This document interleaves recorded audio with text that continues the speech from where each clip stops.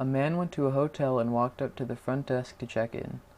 The woman at the desk gave him his key and told him on the way to his room there was a door with no number, it was locked, and no one was allowed in it.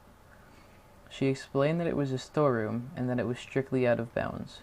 She reminded him of this several times before allowing him upstairs. So he followed the instructions of the woman at the front desk, going straight to his room and going to bed.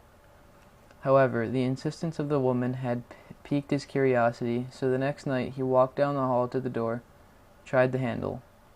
Sure enough, it was locked. He bent down and looked through the wide keyhole. Cold air passed through, chilling his eye. What he saw was a hotel bedroom, like his, and in the corner was a woman whose skin was incredibly pale.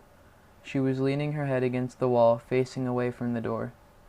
He stared in confusion for a while. Was this a celebrity? The owner's daughter? He almost knocked on the door out of curiosity, but decided against it.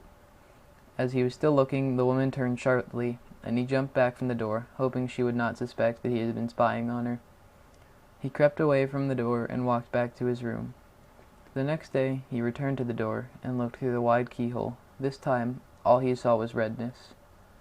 He couldn't make anything out besides a distinct red color. Unmoving, perhaps the inhabitants of the room knew that he was spying the night before, and had blocked the keyhole with something red. He felt embarrassed that he had made the woman so uncomfortable, and hoped she had not made a complaint with the woman on the front desk. At this point, he decided to consult her for more information. After some gentle quizzing, and the promise that this explanation would go no further than him, she finally said, "Well, I might as well tell you the story of what happened in that room. A long time ago, a man murdered his wife in there. We find that even now, people get uncomfortable staying there. But those people were not ordinary. They were white all over, except for their eyes, which were red."